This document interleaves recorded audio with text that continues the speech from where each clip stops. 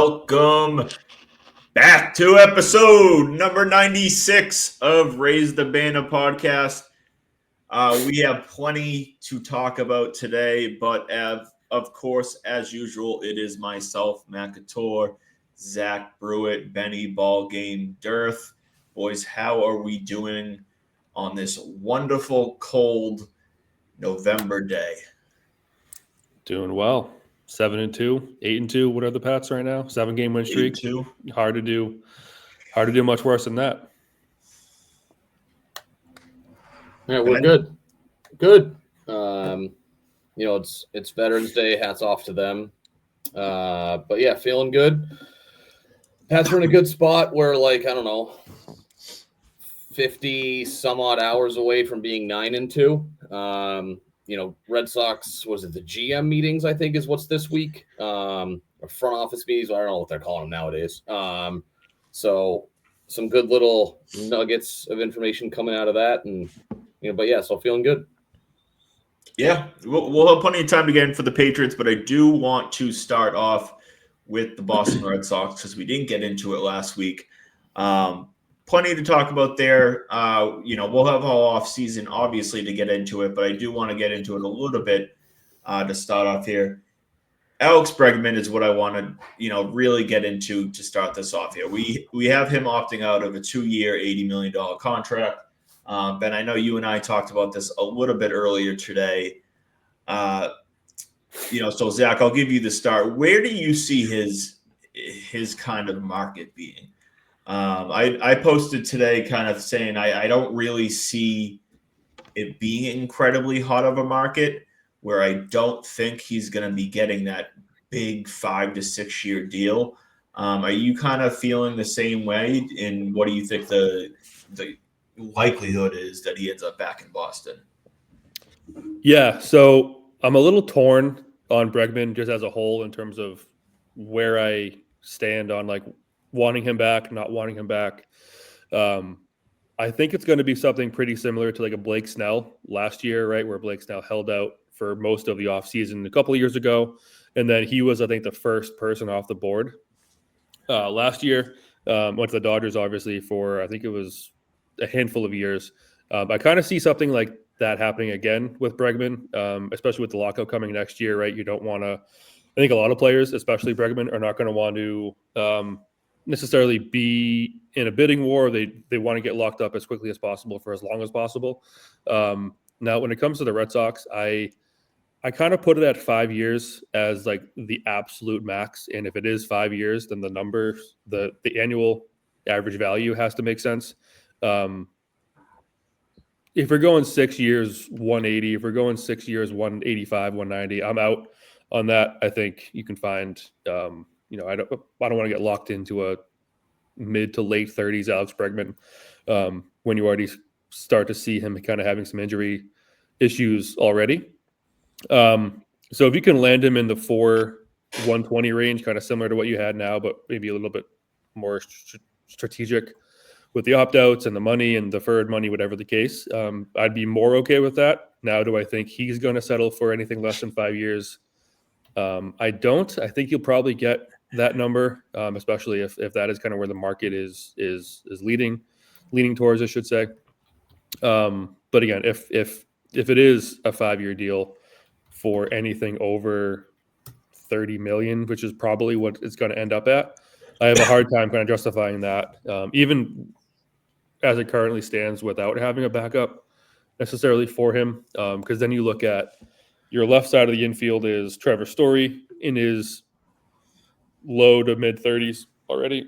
Then you have Bregman.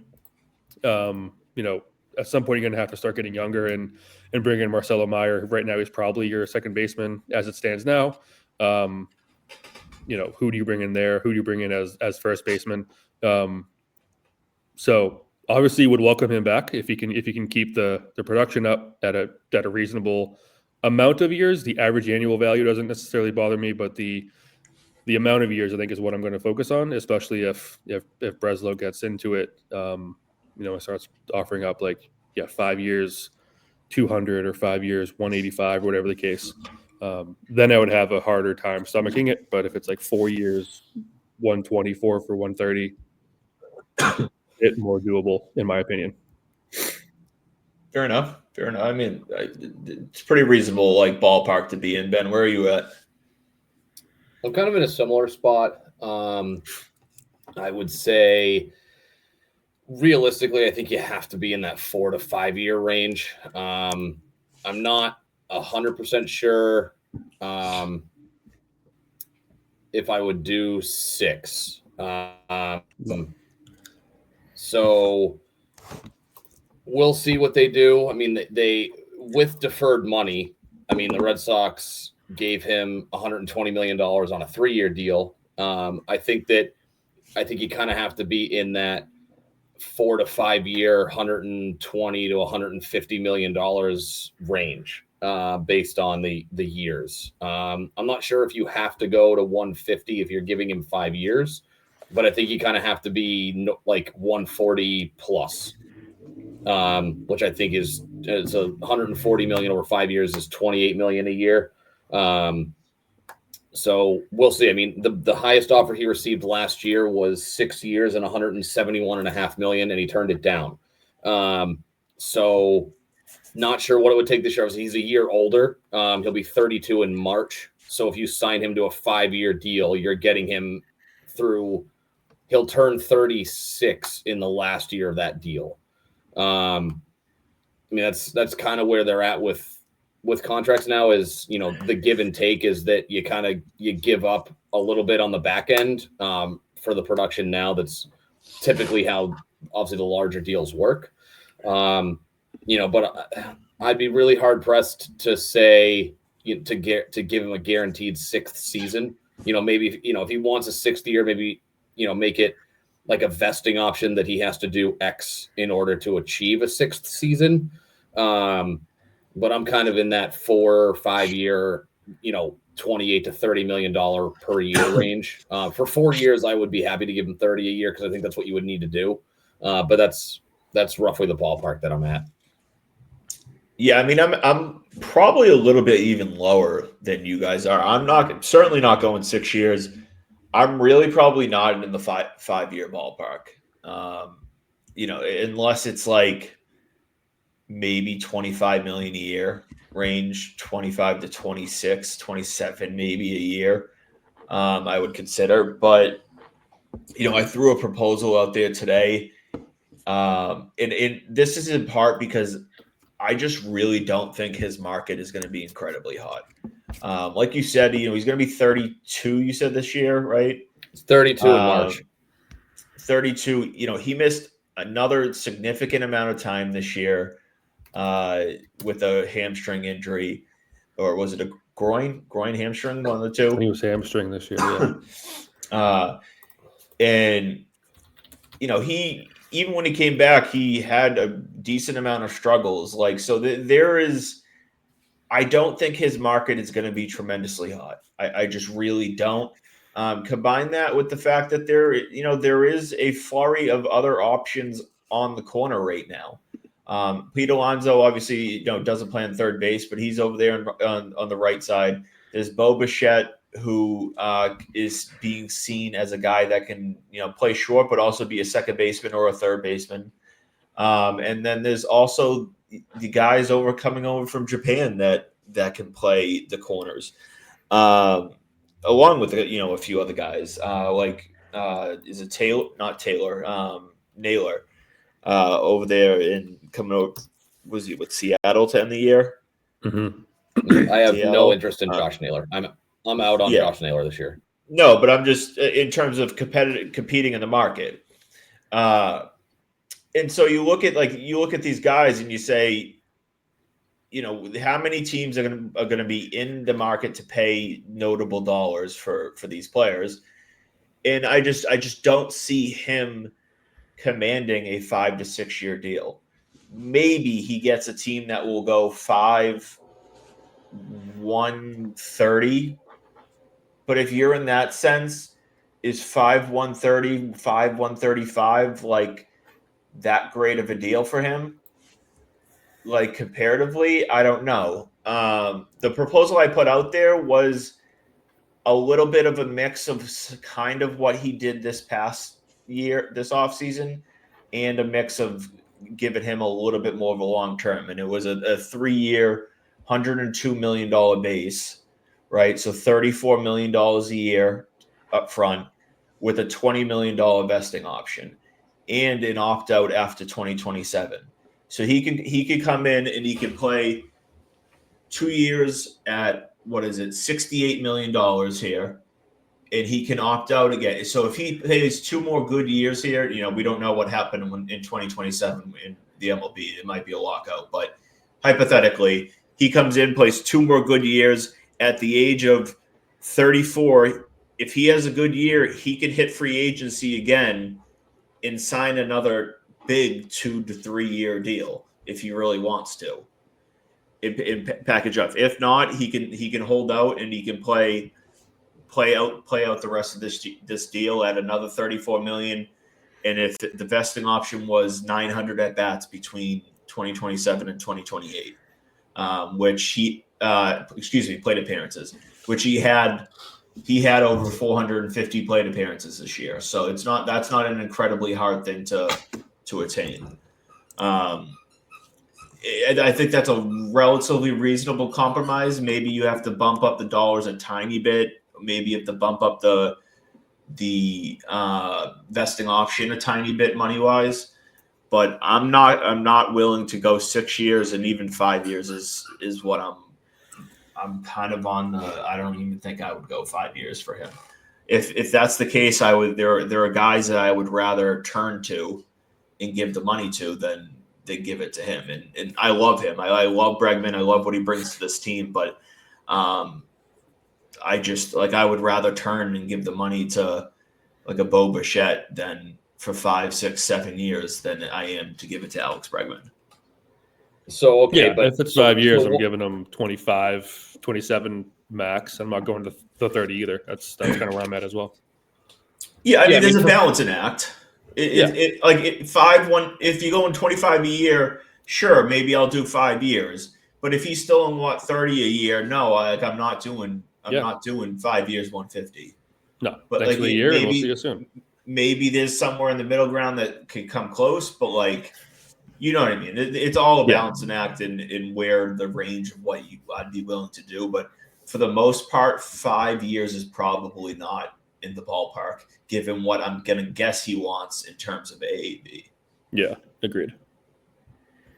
So if that's the case, what's your solution at third base? I approach this with because I don't think Bo Bichette's making the switch to third. He might go to second, but I don't see him as a third baseman, and he's also a guy who can't stay healthy. So, for me, I would be more apt to give Bregman, if Bregman said, if it's 5 years and 140, I'll sign now. I would much rather do that than give. What do you say? If it's what? Say 5 and 140, which is 28 a year. I would rather do that because you're going to have to give Bo Bichette $35 million a year over a 7-year deal, probably. I would, and you're talking about a guy who's more injury prone than Alex Bregman over his career, and is not as good defensively, in my opinion. Now, granted, the defense will be there longer because Bichette's a younger player. That's just where if those are my two options. Granted, I haven't, scouted other guys. I would say, if you're really high on the Okamoto kid as a corner infielder, sure. But that, then you have to figure out, okay, well, he's a left-handed hitter. And statistically, we'll see how it translates because I guess both him and I don't know the other guy's name. It's Murakami or something like that. Neither one of those guys hits well against high velo pitching. Obviously, there's a transition there, and I think Okamoto was a little better against high velo pitching over Japan. I don't know what the scouting is on him, but I'd be more apt to believe that the pivot would be to him at third versus a guy like a Bo Bichette in the middle infield, and then figure out, okay, can he play third? Does Mayer go to third? That's there's too much risk there when you're probably going to have to give Bo Bichette north of $200 million over a long-term deal to get him to play somewhere other than his natural position. Yeah, again, it's a balancing act big time with Bregman in the sense of like if 5'140", like that's close to the range where like maybe I would consider it. Maybe. If we could sit there and say 4 years with the vesting fifth that he has to like plate appearances in over the third and fourth year to earn that fifth and stay healthy, then maybe that's a compromise that I'm willing to do. Just looking at the free agent market, like one other option that's not the sexiest name, but in terms of like underrated value that you could fit there, in terms of replacing, it would be moving Mayer being your third baseman. And again, it's not the sexiest name, but an underrated option would be to sign Ha-Seong Kim. He had a injury-riddled 2025, but he was once a very good ball player. And by once, I mean pretty damn recently for the Padres. And, he's a guy that can slide into second baseman. He's a very, very good defensive player and can kind of insert there and play 2B. He can obviously also play shortstop and third, so he also offers you versatility. So that's a backup option. Is it the greatest option? Probably not. But you also have secondary options that you could go to and not feel like you have Mayer in the sense of like you could put Mayer at third and fill in second base, even internally, as long as and feel okay as long as you add a power bat elsewhere. Well, so what if we're sticking on the Mayer at third base, as an option?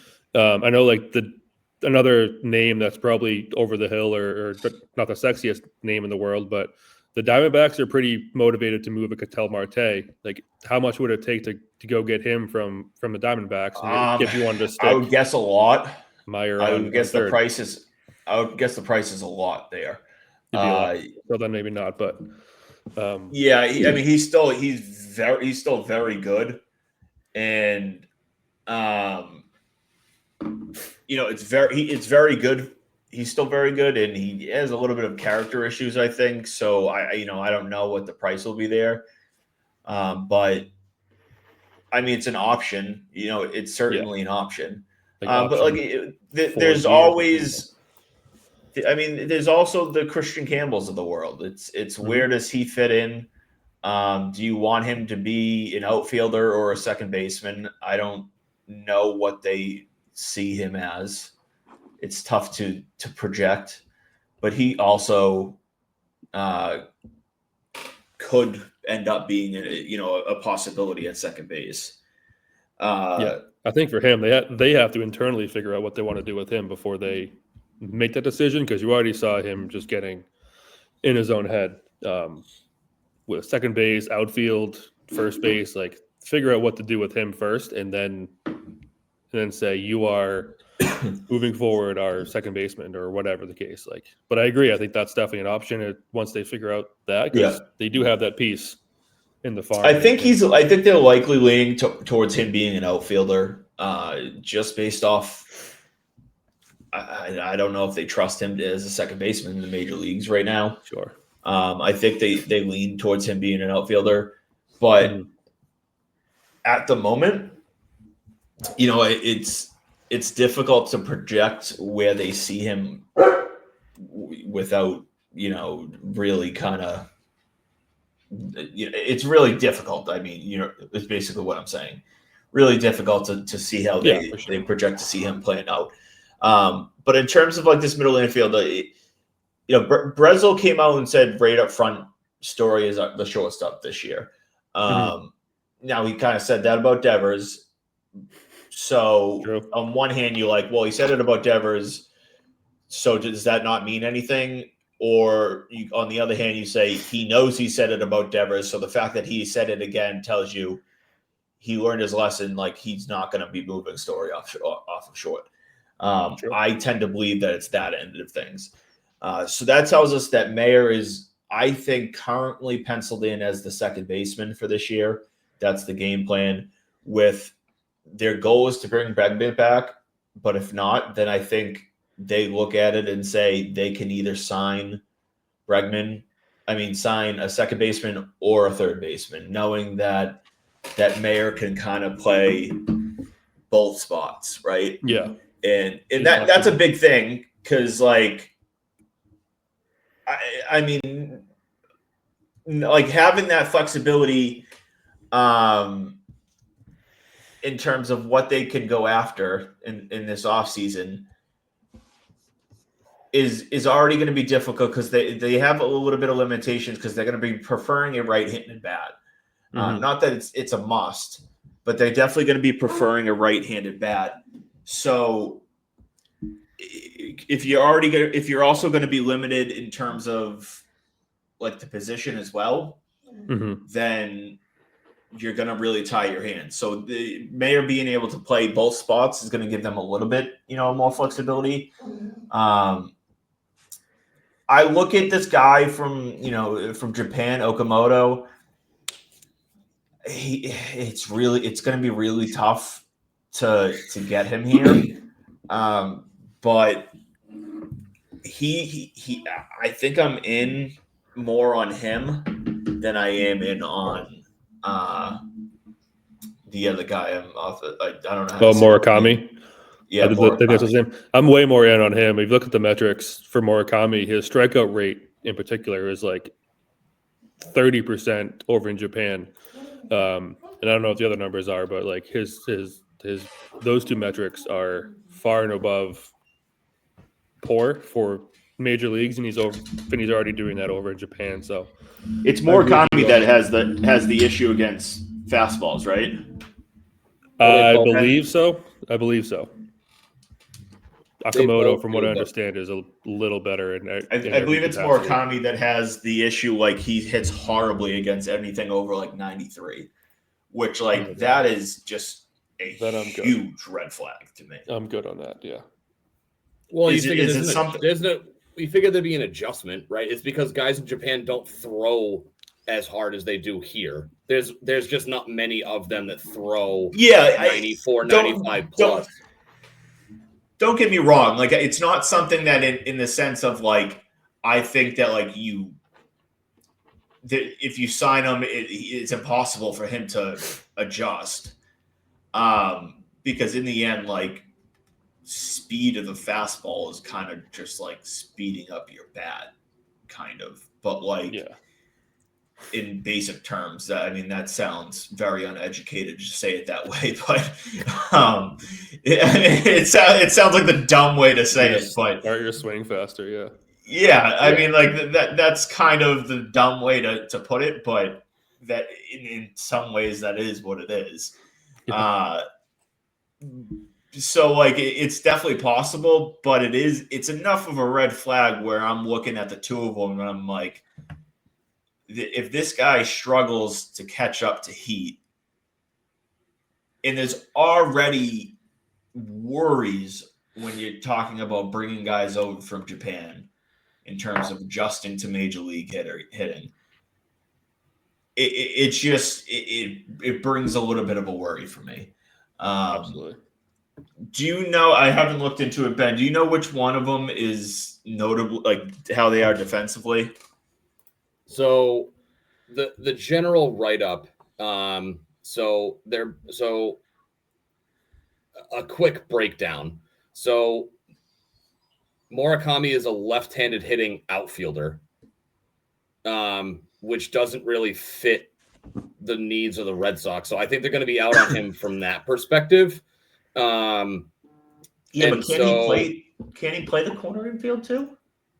That's Okamoto. He's a corner infielder.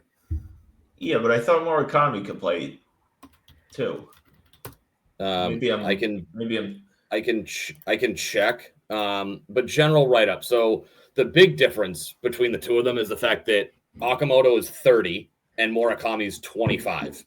So the adjustment period margin for error is wider with Murakami because you're getting him at 25, not 30.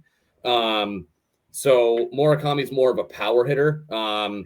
He's more of a volatile player because of strikeout rate. He's not, and Okamoto's a better defender. So given the fact that he has raw power and he's 25, that's why you see longer term deals with more money attached to him than Okamoto. Whereas Okamoto is a better defender. He has a little bit of a high. He's a contact hitter, not a power guy. So there's less long-term upside also because he's 30, but he's not a power hitter like Murakami is. So it really depends. Again, Okamoto is a right-handed hitting corner infielder. Let me just see. Oh, I guess Murakami is also a third baseman. I thought he was an outfielder for some reason. Maybe he split time between both. Maybe he's a third baseman and an outfielder.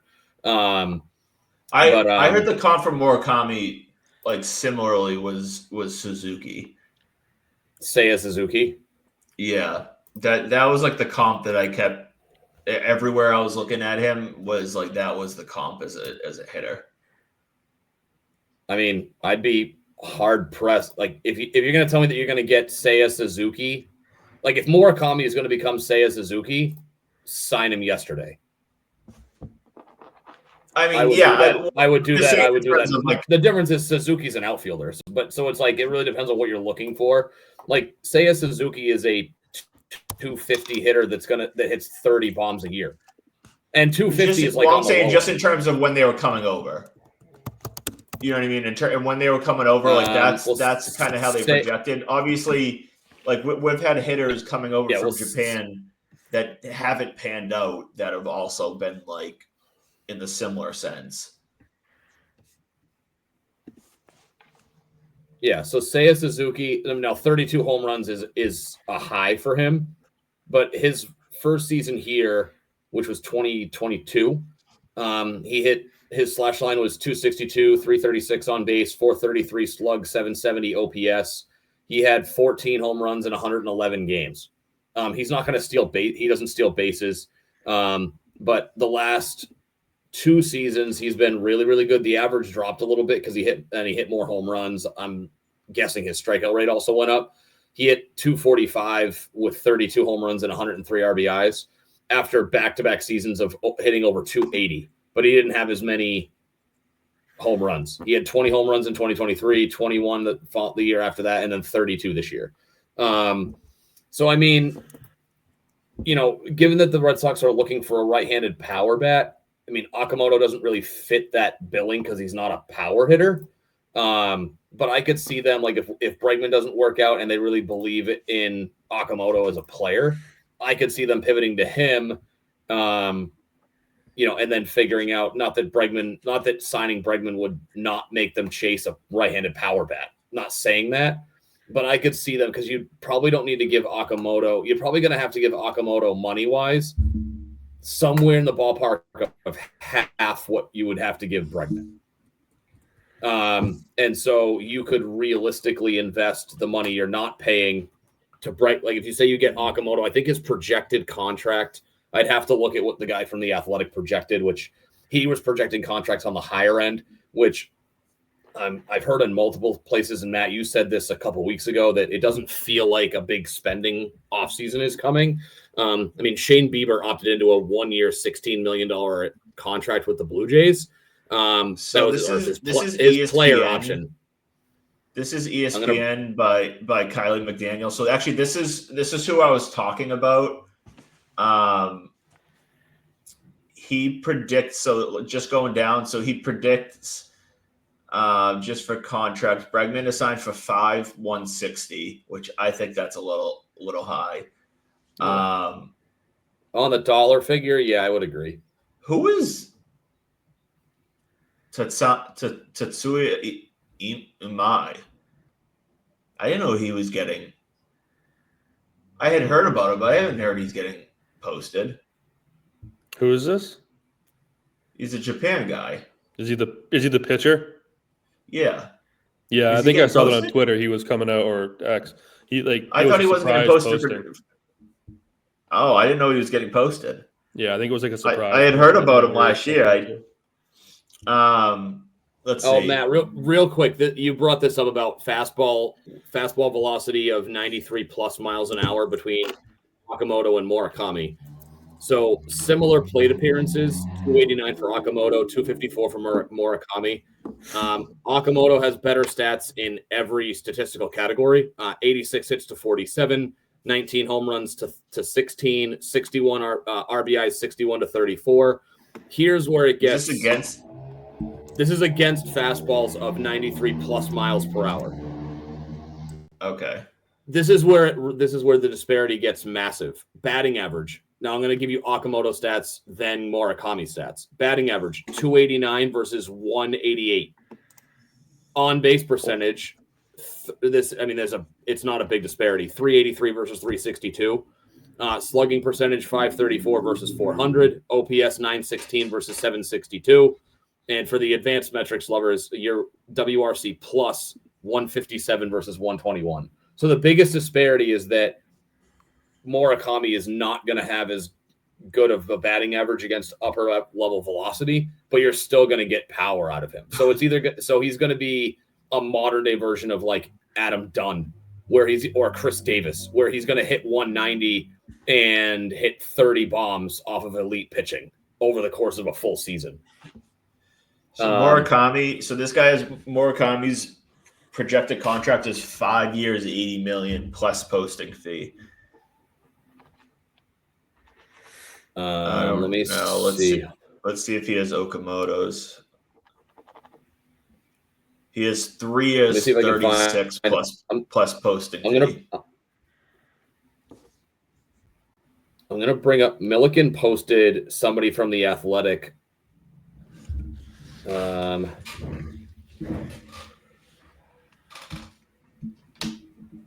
Hold on, I sent it to you in the group chat, man. It'll probably be way easier to find it in there.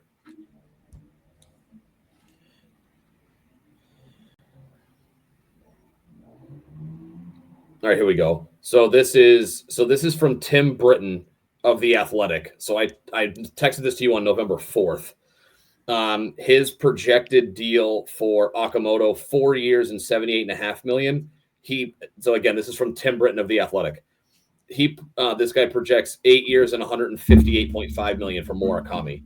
And there's rumors that he could see, depending on how the posting process goes and the bidding war, because I don't think he's been posted yet. I think they're posting Murakami after the winter meetings is the report that I had read. There's rumors that it's possible that Murakami goes for more than 200. And then I would be very surprised. Tatsuya Amai projected from Tim Britton, 8 years, 190. So he is getting posted. I thought I had read about him last year, and now I'm not going to pretend that I know much about him, but I didn't think he was getting posted this year. But okay, let's see. He was posted. Oh,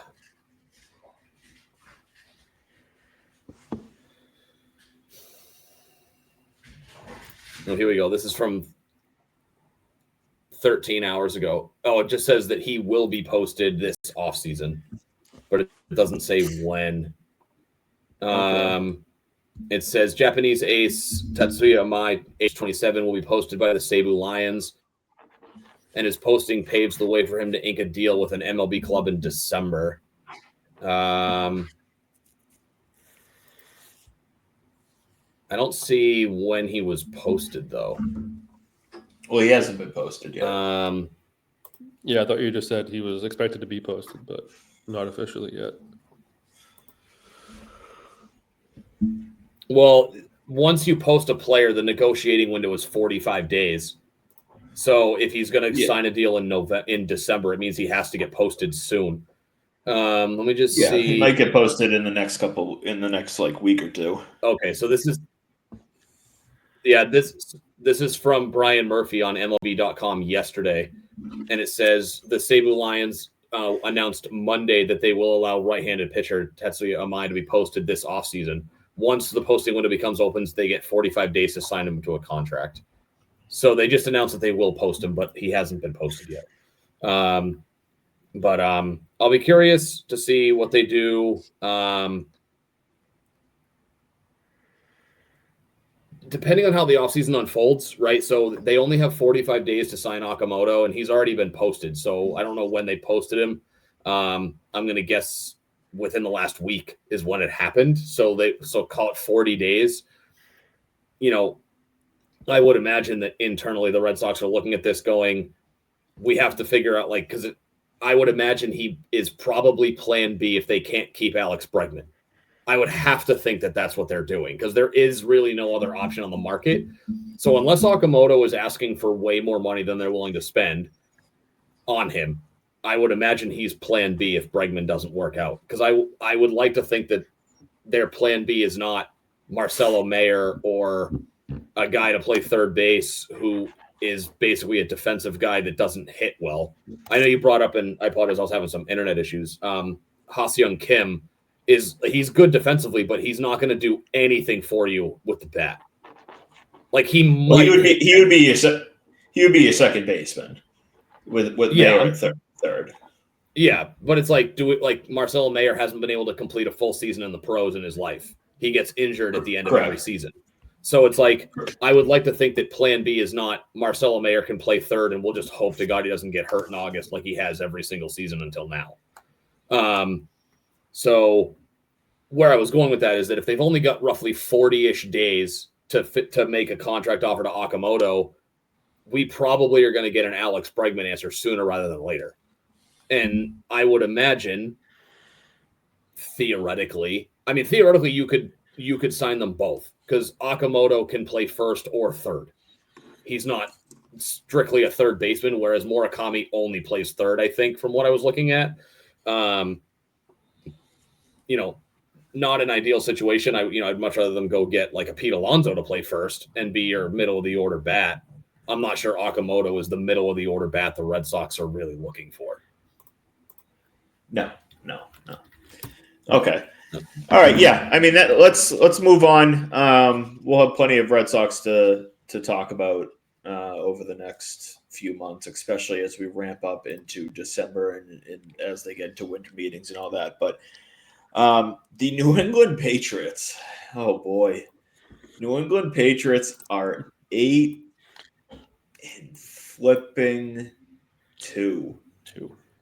8 We're all adults, Matt. You can say fucking 2. 8-2. They just went after starting 1-2, us feeling okay, this is going to be a really up and down year. They have now ripped off 7 straight wins.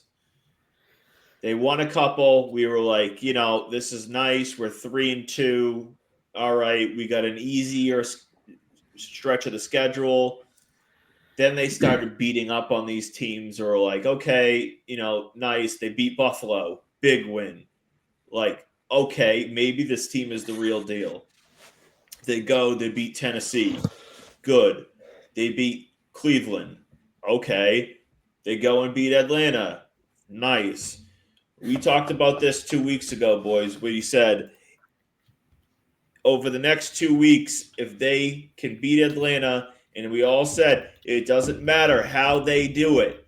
If they go down to Tampa and come out with the victory, there is no doubt that the New England Patriots are Super Bowl contenders.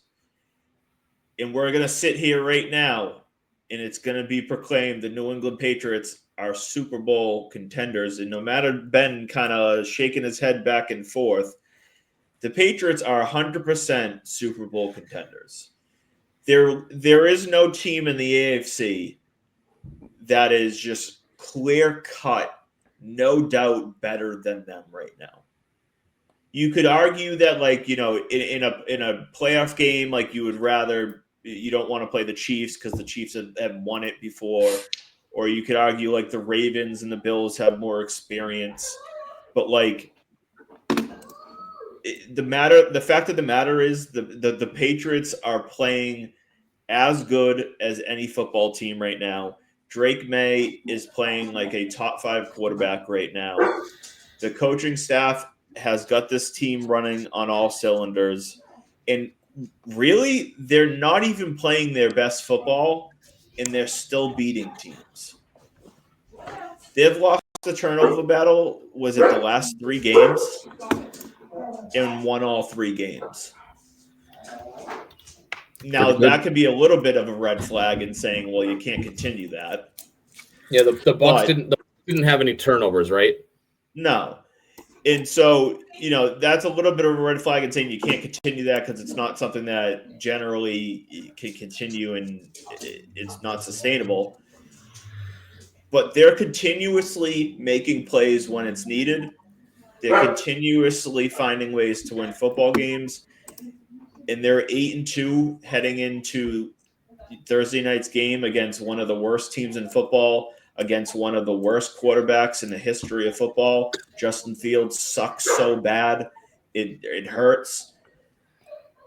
He's almost as bad as Jalen Hurts. I'm just doing that to mess with Ben. I'm surprised you weren't blowing up the Twitterverse saying that Jalen Hurts is not a top 5 quarterback after last night's game. Yeah, he sucks, dude. But anyways, they're back.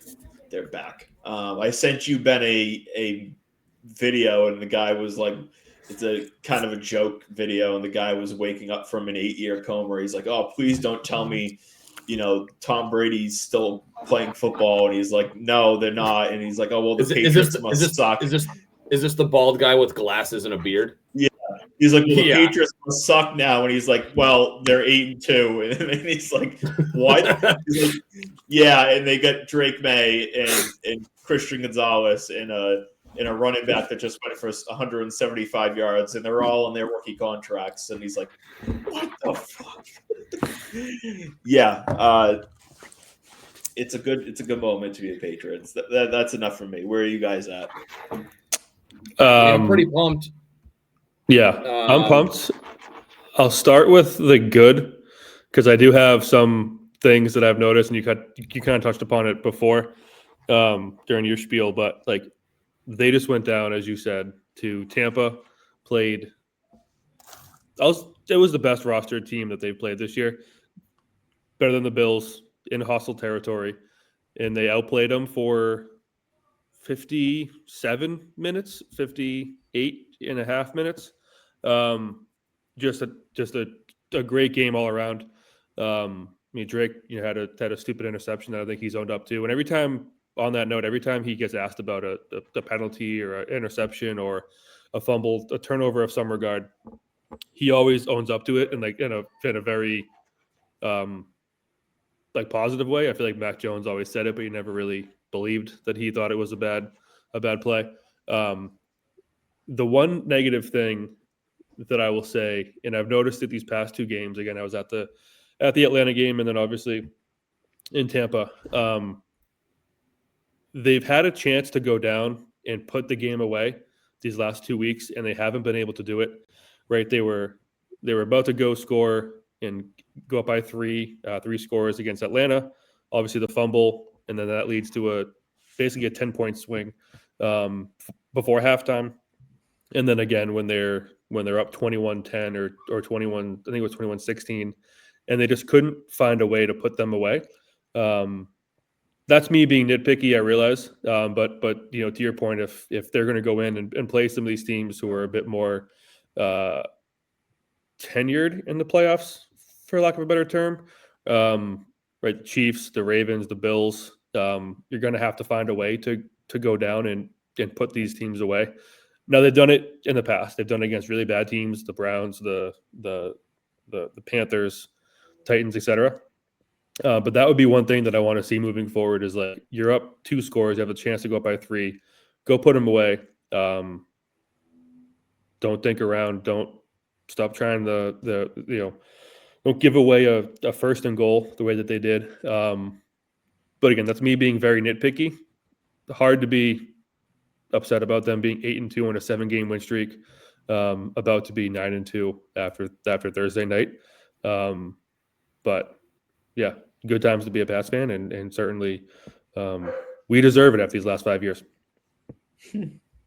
Yeah, that's true. I mean, I'm feeling good. So my hesitation with Matt saying Super Bowl contender is I think the team still has enough flaws that come playoff time, that is a small red flag for possibly being exposed, right? So, I think Drake May does a phenomenal job of moving in the pocket. He's really shown that, especially in the Tampa game. Matt, you sent me a picture, and Zach, I'm sure you saw it. I think it was on I forget who he hit on the pass, but there was a play where I want to say it was Diggs. There was a play where he slid to his blind side in the pocket, and he's surrounded by like 4 of the 5 defensive linemen that Tampa was rushing, and he like escaped. Basically, the entire protection broke down. He slid into like a tiny vacancy in the pocket, and then hit somebody over the middle for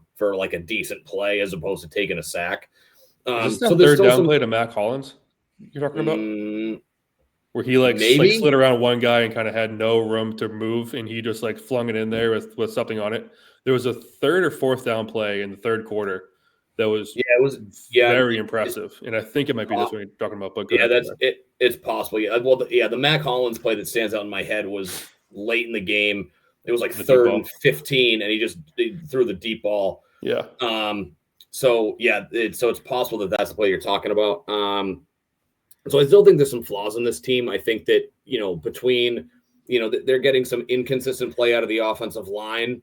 Drake May certainly helping make them not look as bad as it could be. Like, thank God he has pocket awareness and instinct to move around, because if he was either lacked that ability or didn't have the athletic ability to slide in the pocket, he'd be in a world of trouble because he'd be getting sacked 10 times a game. So I think that, and then their lack of an ability, there's 2 things. They can't really get after the quarterback, or at least they haven't been able to. I know Chaseon's been really good, but other than him, no one's really been disruptive on the pass rush. And they can't cover in the middle of the field. So, they do an exceptional job of stopping the run. Is it Chris Tucker? I don't know what it's maybe Chris Tucker, the Bucs' second running back on Sunday, was the first running back to exceed 50 yards against the Patriots defense as an individual runner. And it was 53 yards. I mean, obviously he broke the trend, but it's not like he ran for 80 yards or 100 yards on us. He broke that barrier by 3 yards. So, they still defend the run really, really well. So, I mean, to Matt's point, there's no juggernaut in the AFC. I feel like, like if I had to pick a team, like if I was going to bet on a single team to make the run through the AFC, I'd probably still lean Baltimore, because I still feel like with Lamar Jackson, they're probably the best team in the AFC, top to bottom. I know that they obviously they had a tough go of things early. They had a tough schedule. Then Lamar missed 3 games with injuries, so they have to dig themselves out of a pretty big hole. They were 1-5, now they're 4-5, so they've won 3 in a row, and so. Not to do too far of a look ahead, because that's our second game out of the bye week. So it's mid-December. But I think that's probably that's our second straight litmus test, because we have the Bills out of the bye, then the Ravens the following week. So I think that's really where we're going to see, where are the Patriots really in the AFC hierarchy, is those 2 games. Cincinnati's in a week and a half. Burrow's back practicing, but I don't expect him back for the game. Schefter thought that realistically he's going to be back for the Bills game. But I'm feeling it's really hard to feel bad about a team that's 8-2. I feel like we're nitpicking holes and being like, okay, we've basically been fed sour grapes for 5 years. So it's, I feel like we're kind of waiting for the other shoe to fall, where it's like, okay, they're a product of a soft schedule, which is certainly a piece of the puzzle. But, they beat Buffalo in Buffalo. They beat Tampa in Tampa. And then, small little piece to this is that the Patriots have beaten teams that have also beaten good teams in this league. Like, most notably, like you beat the Falcons at home. Falcons, I think they're a better team than their record would indicate. They beat the Bills. They beat the Dolphins early in the season. I get the Dolphins are a dumpster fire, but they just went in and they just thumped Buffalo. And yes, they did. And I know that Buffalo hasn't really been typical Buffalo. They've been pretty up and down this year by their standards. But without a clear, oh God, that team's a wagon. There's no wagon in the AFC, in my opinion. I think the Patriots are deserving of being, the second or third best team in the conference, and anything can happen. The Jets are coming into town Thursday. The injury report should come out soonish because I think they start at 3. So I'll be curious because the walkthrough injury report yesterday was pretty massive. But like I said, they should be 9-2. After Thursday night, being in a really, really good spot. So it's hard to feel bad. I really do think that yes, we are back. I'm just here to enjoy it. It's nice to see that they're playing well. They're playing meaningful games in November, and they'll be playing meaningful games for the rest of the season. So it's really hard to feel anything other than really positive. Despite our ability to kind of look at this team and nitpick issues. Yeah, the big thing that I want to see over the next couple of days is make sure. I don't want to call this a trap game because it's not, but they need to. I want to see. I feel like it has trap game vibes, trap game vibes, adjacent, kind of like trap game elements, right? Like bad team who has nothing to lose on a short week, and you've got a bunch of injuries. Now, granted, the Jets obviously they trade Sauce Gardner, they traded Quentin Williams. They don't have Garrett Wilson for the next month with a hamstring injury. So it's thank God the Patriots are good at defending the run. Realistically, I was in a fantasy chat earlier today. I feel like if the Patriots give up more than 10 points defensively to the Jets on Thursday, given the current state of that team, that's kind of embarrassing. If the Jets come in now, again, I'm talking offensively. I'm not saying you look at it, they scored. Well, they scored 27 against the Browns. 14 of those, byproduct 14. They scored 2 touchdowns on special teams. They really only scored 2 touchdowns offensively. So 14 of their 13 points, rather 14 of their 27 points came on a kickoff return and a punt return for touchdowns. Yeah. So anyway, Matt, go ahead. No, the biggest thing I just want to see is make sure that they're refocused on Thursday, right? It's very easy on this 7-game win streak. You come off a big win down in Tampa, short week, facing a bad team, to kind of lose focus and dilly-dally into this. And I think even dilly-dallying into this game, you have a good chance to win. But, I don't want to be coming out of this Thursday night game where you win 23-17 because, and it was a close game because you guys effed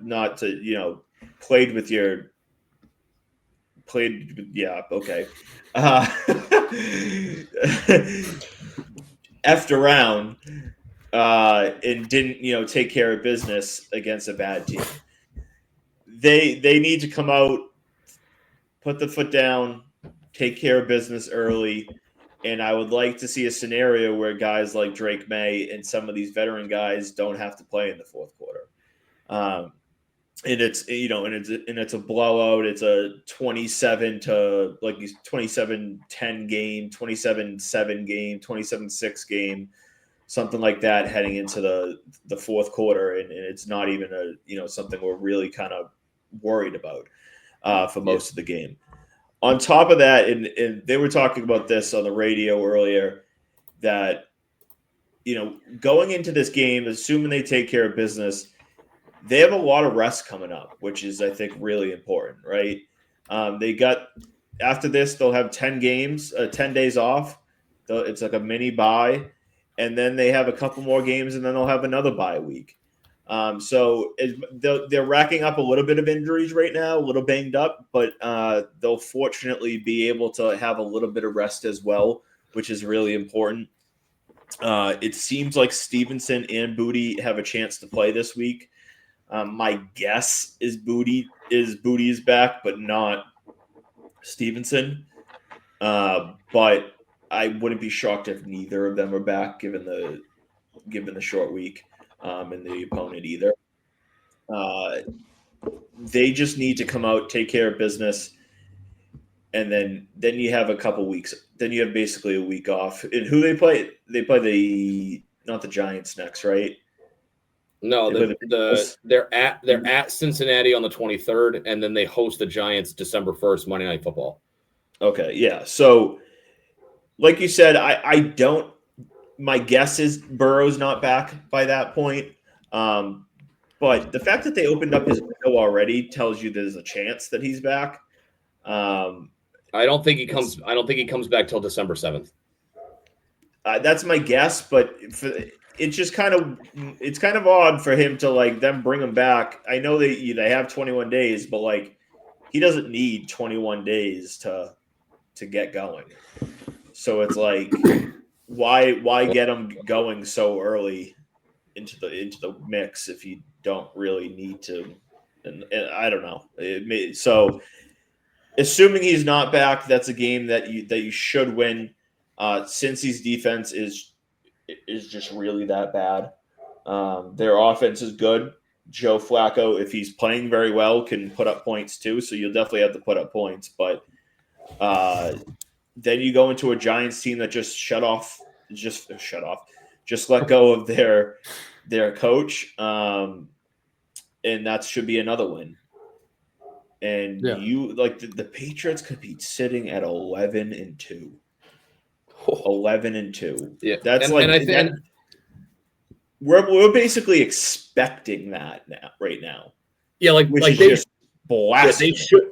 They should be looking at the schedule. They should be at worst at the bye week 10-3, and that would be that's if the Patriots just lose a shootout to the Bengals. Because that's the thing is obviously the Bengals are going to be able to put up points, even with Flacco. The offense is just too dynamic, and that's the Patriots' weak point is the passing attack, defensively speaking. So I think the Patriots the offense has to be prepared to run up the score. So the Bengals have the worst run defense in the NFL, and they're 30th against the pass. So obviously, we're talking about the Jets, right? The Jets defense, the reason I know about Cincinnati is I was just looking at the Jets defense. The Jets are 19th overall. They're 9th versus the pass, and they're 25th versus the run. And so, again, you should win, and then, if you look at the Bengals game, that to me screams shootout. The Patriots are probably going to have to put up 30+ to win a game like that. I mean, now granted, I don't necessarily say it's impossible because the Bengals just gave up 47 to the Bears. And, I think the Bears have a couple of guys on their offense that are probably a little bit better than the skill players the Patriots have. But if the Bears can put Jets. And they gave up 39 to the Jets in a loss, no less. Now they lost to the Bears too. But if you give up 39 points to the Jets, that's pretty bad. Travis Hunter just went under season-ending knee surgery. Doesn't surprise me. To repair an LCL repair. Yep. 6 months recovery. Yeah, so I mean, Matt, you said this as well, that it's an expectation. The Patriots should be 11-2. A 10+ win team at the bye. They should be 10-3 or 11-2. I would say they should be 11-2, but but I'm saying minimum, they better be at least 10-3. Yeah, and they should / could be 11-2 at the bye. Especially we're talking about them should be at 10 wins in November, or I guess that would be December after New York. We talked about them having 10 wins at the end of the season. That just shows how we talked about that being has gone already. It's incredible the turnaround that Vrabel's done. I thought going into the year. Now, granted, obviously you can't project that Joe Burrow getting hurt, and obviously basically half of the Bucs offense didn't play. You can't project that stuff. But I looked at it and said, okay, with an easy schedule I was like, if the coaching staff is legit and the team makes and Drake May makes the next step, like I thought 11 wins was their ceiling. Like realistically, just looking at the schedule. I mean, that's as if everything went like right. Like I thought perfect. like 10 wins was good, and that if like perfect storm, like 11 wins was perfect storm type stuff for me. Again, you can't project injuries on other teams. We're now sitting here saying that like 13 wins is on the table. 13 to doable. 14 wins is the floor. I would say 13 wins. I would say 12 wins is the floor. Mm-hmm. Yeah, 12 is the dirt floor. Yeah. 13 is probably the median, and 14 is the ceiling of expectations. I would agree. But like 14 wins, because like you said, if we believe they should win the next 3 games, that would put them at 11-2. If we go into they have Buffalo and the Ravens, if we say they're going to split them, they're going to lose one and win one, that will give them the 3rd loss, and then they have Jets and Miami at home. Jets in Miami. Those are 2 wins. Jets on the road and Miami at home to finish out. Yep. Yeah. That should be 2 wins. Now, we'll talk about like Ben asked me every single game for the rest of the year yesterday, and made me just do like quick win losses for every single team, every single matchup in the NFL. And like the Patriots had clinched the 1 seed. And so I gave them a loss at the end of the year because in that sense, they're going to, I would probably have them sit their starters. Right. Right. They'll get a couple. You know what I mean? They'll get a couple of plays in and then rest. Yeah.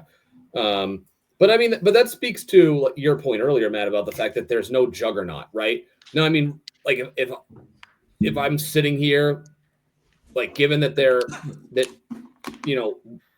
2 tough games, I would feel more confident with the Bills than the Ravens game because you have most of a bye week, right? Because you play Monday Night Football before the bye, so it's like you lose 1 day.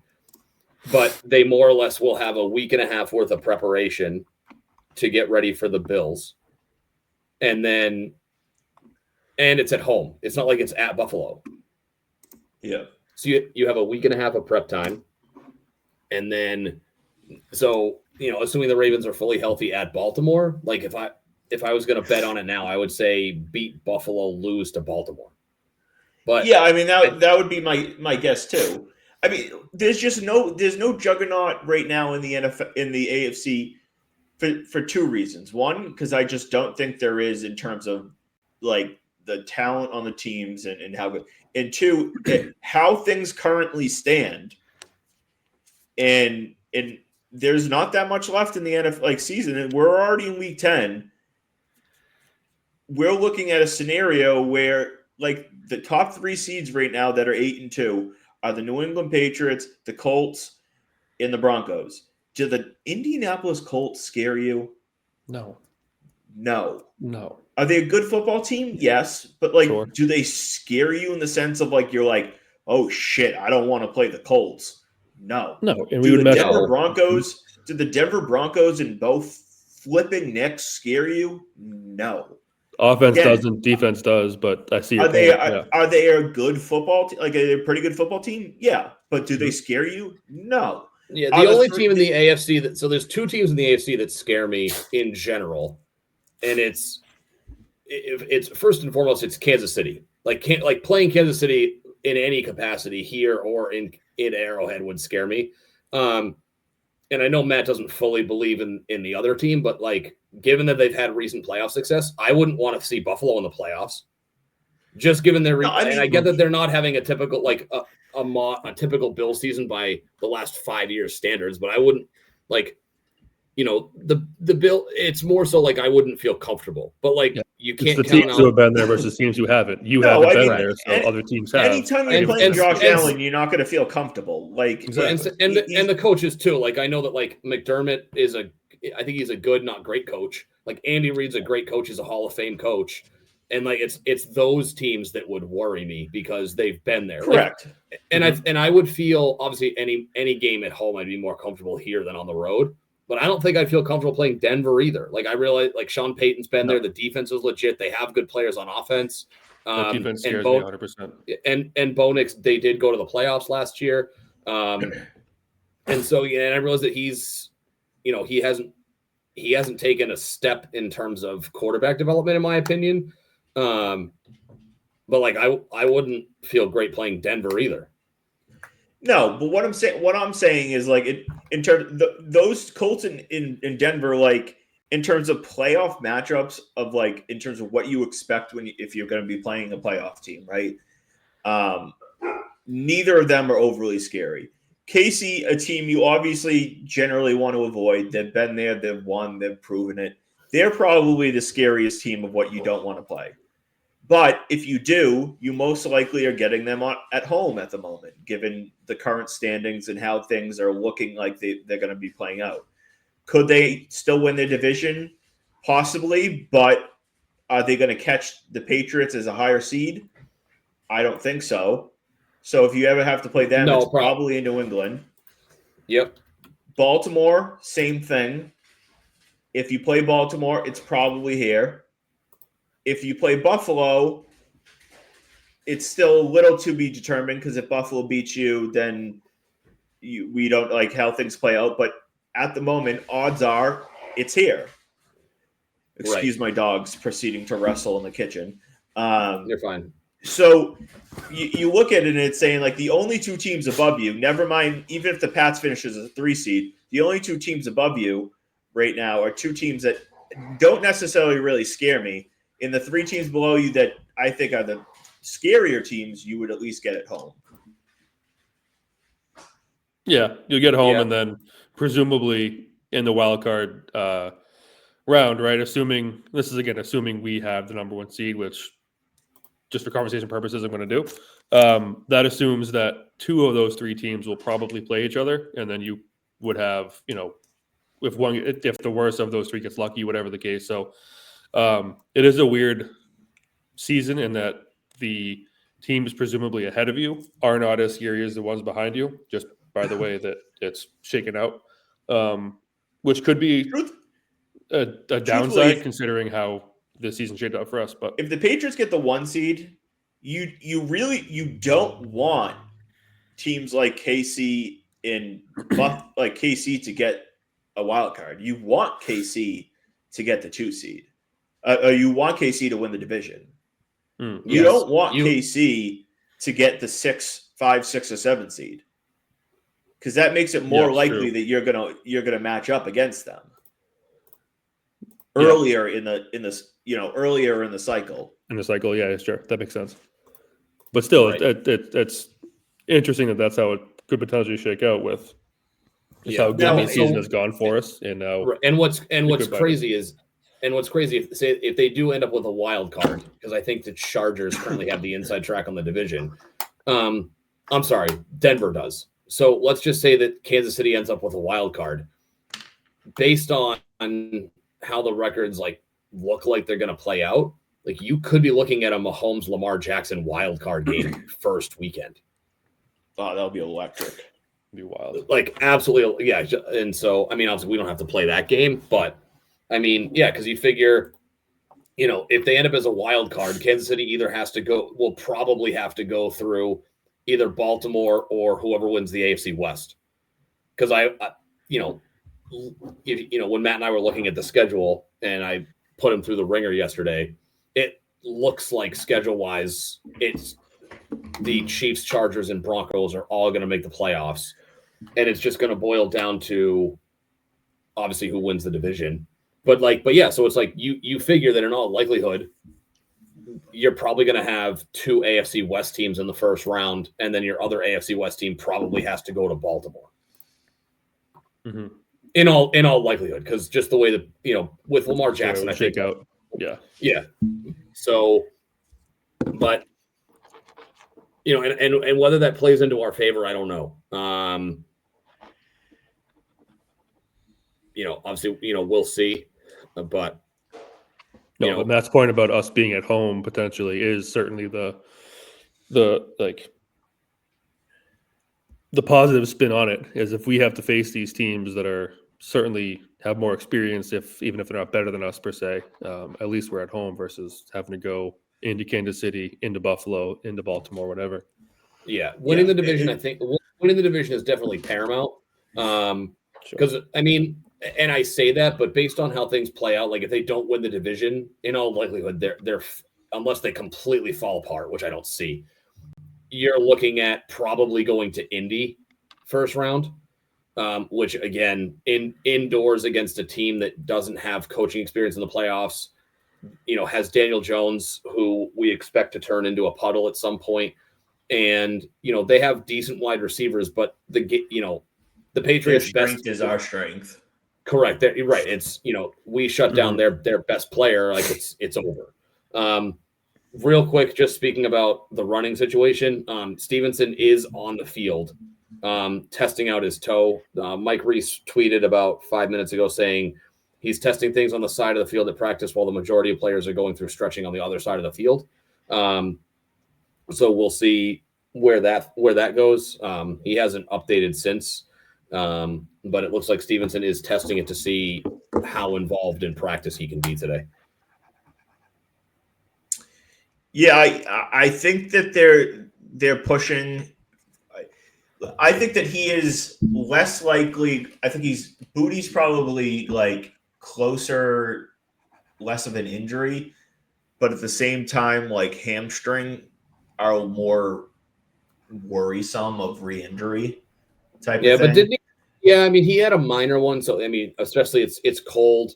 It was snowing earlier around my house. So, maybe one of those things where they kind of slow walk it and feel like, arrogantly so that Kayshon Boutte is not going to, like, not having him is not going to put them behind the 8 ball against their opponent this week.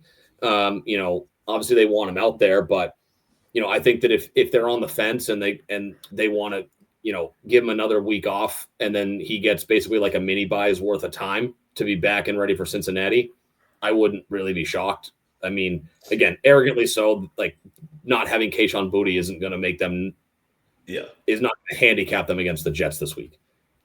Yeah, and it was a mild hamstring thing, so hopefully it's okay.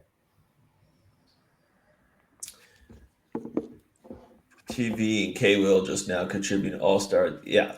I mean, Travion and K-Will's contribution in how they contributed this week. I still don't anticipate Kyle Williams having a big role once Boutte's back. But I think Travion's here to stay in terms of how things are going to play out the rest of the year, even when Stevenson's back.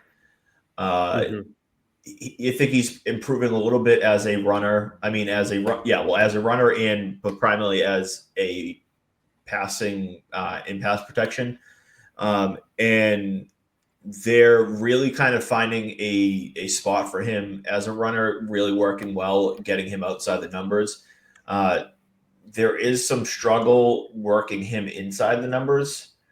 But at the same time, there was also just absolutely nothing going on inside the numbers this past weekend either. Well, it was kind of a mixed bag with that because it felt like they were kind of banging their head against the wall, trying to run between the tackles. But then his 55-yard touchdown was up the middle, untouched. With that, the one thing I did notice, and I noticed it mostly on the touchdown run at the end of the game. If you go back and look at it, it's a little weird to me that he runs into the back of his blockers. Like it wasn't like somebody had lost contain on the outside, and like maybe the angle of the replays I was looking at didn't really show this, but I didn't feel like the containment had broken down enough that he shouldn't have just bounced it outside. It felt a little weird to me that he ran into like the backside of like the left side of the offensive line before bouncing it outside. Like that was a little weird to me. And I know that there's been rumblings from the guys who have been covering the Pats that his vision is kind of the part that's come along the slowest in his transition to the NFL. Like obviously he has game breaking speed. And you saw that obviously on the kickoff return to open preseason, both of his long touchdown runs yesterday. Like you've seen glimpses of that. Like he clearly can run away from pretty much anybody. So his vision seems to be a little bit weird. But it's nice to see that they did get some things to work. It's funny because I know like Romo on the broadcast, they had talked about like the outside runs. Really, any run was hit or miss. Like Henderson had, let's see, what's 69 and 55? 124. So he had 124 yards rushing on those 2 touchdowns. And they came on plays when the vast majority of the runs that day, up the middle and outside, more often than not, didn't work. As far as Kyle Williams, I don't know as if I think his involvement changes much whether Booty's there or not, because Kyle Williams he was credited with 2 targets against the Bucs. One of them was because Drake May threw it away and Kyle Williams happened to be the closest guy. So real targets, Kyle Williams was targeted 1 time. Granted, he took it to the house for like, what, a 70 some ish, 60, whatever it was, yard touchdown. 77, I think. I mean, it was a long, again, game-breaking speed, but like his true target rate on is still very, very low.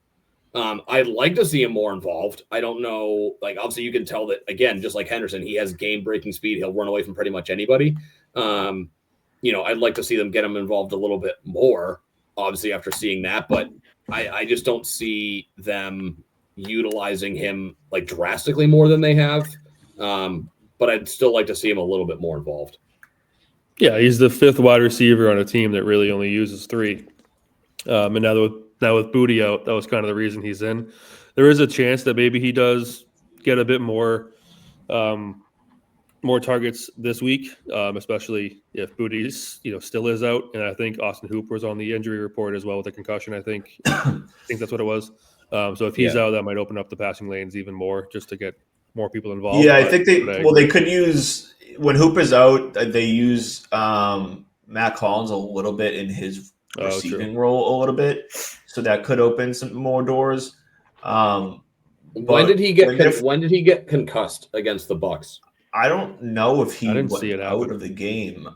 He might have just like felt it after the game. I'm not sure exactly, but because I know that on Henderson's first touchdown run, like the seal block on that side, aside from Hunter Henry, was Mac Hollins on the outside. Like Austin Hooper was not on that side of the ball. Now I don't know if they ever line him up on both sides. I'm sure they do, but I don't know. It feels like, and I mean again, Austin Hooper is not a blocking tight end, so that's part of it.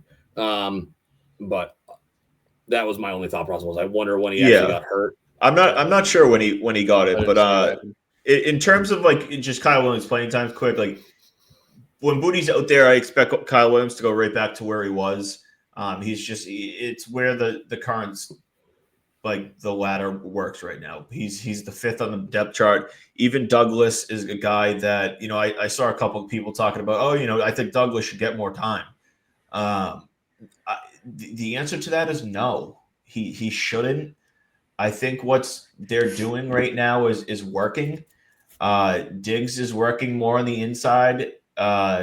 Matt Collins is working a little bit both inside, outside, short, deep. Booty's working intermediate and deep. And Douglas is being that guy that floats around and kind of that deep ball merchant right now. We saw what Douglas was as a full-time guy. We saw what Douglas was as a slot receiver. It wasn't working out. It didn't look good here. So he's finally finding some type of role here that fits him. Yep. I don't think that we should be just messing with that. If you want to argue maybe he gets like a couple more snaps doing that, like maybe like it's him a little bit more than Hollins, but like for the most part, no. Like what the role that he is in is fine.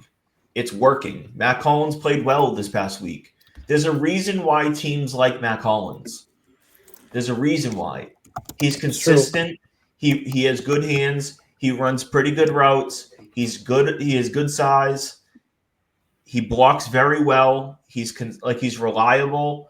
Like he's not a guy that's going to go and put up 1,000 yards, but he is the ideal number 4 guy on a team. and maybe you're asking him to be like more of the number 3-ish, 3-4 right now, but like that's okay. It's working. Yeah. You have Yeah, a guy like Drake May that's elevating everyone around him. Yeah, and to be fair, like just on the Mac Hollins thing, he leads all wide receivers in share of offensive snap percentage at 62.5%, I think is what Reese tweeted. Let me see. Yeah, 62.5% of the times the Patriots are snapping the ball, Hollins is on the field. That, like I said, leads the team. I don't know where other guys are. I know they kind of slow walked Diggs. He was on the field for like 60% of the snaps. But I did some quick numbers, and I realized that Douglas got off to an incredibly slow start through like 2 or 3 games. He had like -6 yards or whatever. He's averaging through 9 games. He's averaging 2 catches for 32 yards. Now, keep in mind, that includes the Saints game where he went for like 100 and... where is he? Hold on. Although one of those got called back. It was this Douglas. He had 3 for 71 because one of them got called back. That's right. And he had 4 catches for 100 yards and a touchdown against Atlanta. So quite literally, so let's see, 4 divided by 20. That's so 20% of his catches and almost a third of his production in terms of yards and touchdowns, because he has 3 touchdowns. So basically, if you take away that one game, you're talking about a guy who has 16 catches for 190 yards and 2 touchdowns in 8 games. Like he's not a featured option in the offense. Like he's a good gadgety player who can, like if somebody else, he steals like coverage on the back end, he can exploit matchups, but like Douglas is not going to be a featured guy in the offense. No. Yeah, exactly. Okay, we'll wrap this up with some predictions. I see Benny Ballgames down there at the bottom with a 30-10 victory. Zach, where are you at for this Thursday night matchup against the dreaded Jets, which we say this every year. It's the most hard team, and they just suck every year. Awful team. I'll go 27-9. I'll go 3 field goals for them. I don't think they scored a touchdown. I'll go 27-9 Patriots. Oh, he's adding in 310 and his first 300-yard game of the year. Okay. I'll go 31-13. I'll go 31-13 Patriots. I think they move the ball with, pretty like ease for the most part. Fields doesn't turn the ball over mostly because he doesn't throw the ball much. And yeah, I think he threw the ball 11 times against the Browns. He was like 6 of 11 for 65 yards. Yeah, he had 6 complete. So like he I don't know if he has an interception or anything this year. Yeah, so he you're not really probably going to get an interception on him. So I don't know about the turnover battle. So he has 1 interception, and it came against the Browns. So he had 50. So he has in 3 of his last 4 games, he has 45 yards, 46 yards, and 54 yards passing. and his best completion percentage over those 4, like in 3 of those 4 games, his best completion percentage was 54.5%. He did go. So now put this in perspective. Against the Bengals, he completed 65.6% of his passes for 244 yards, and that's in the middle of where he threw for a total of like 130 yards over 3 games. He had 285 against the Cowboys. Do you know that former NFL scout guy on Twitter? No, Baldy. No, scout player. I don't know. It's like he was a former Jet scout, ironically, and he did not like Drake May, and he said that the Patriots traded the wrong quarterback this past offseason. But he posted a list of like the most disrespected quarterbacks this morning, and on like the top 5 was Justin Fields and Dylan Gabriel, and I quoted it. I was like Justin Fields is in the top 5 most overly respected because he just has continuously sucked and been given chance after chance solely because of his legs. I was like, he's not an NFL passer. He sucks as a quarterback. And no, Dylan Gabriel. Did anybody watch this dude throw a football this weekend? Did anybody watch him play football against the Patriots a couple weeks? This dude's going to be playing in the XFL in a couple years. He's horrible. I mean, horrible. Kevin Stefanski loves the guy, so I don't actually know if he'll he's a nice dude. He sucks. He sucks. One thing I'll say post a though, couple of videos. He wasn't the reason Cleveland lost. He actually played pretty good against the Jets. He can't make passes. Yeah, the only thing he can do is throw it like 4 yards down the field. He can't make NFL throws. He is horrible. He's so bad. He's so bad. But all right. Any final words? No, Pats are going to be 9-2 here in about 48. Let's see, 48 plus, call it 56 hours. Pats are going to be 9-2.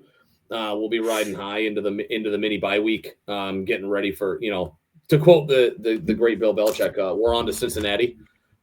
Will be the internal taglines. Sox offseason is ramping up. Hopefully they can make some big moves. Craig Breslow more or less said some pretty big things. So hopefully he can back it up. I know that Sam Kennedy has been the mouthpiece over the last couple of years, but Breslow really hasn't talked like that. So hopefully that's a sign of some good things to come. But yeah, Pat should be in good shape, and we'll see how the MLB offseason unfolds. Yeah. Shout out to Zdeno Chara, Hall of Fame.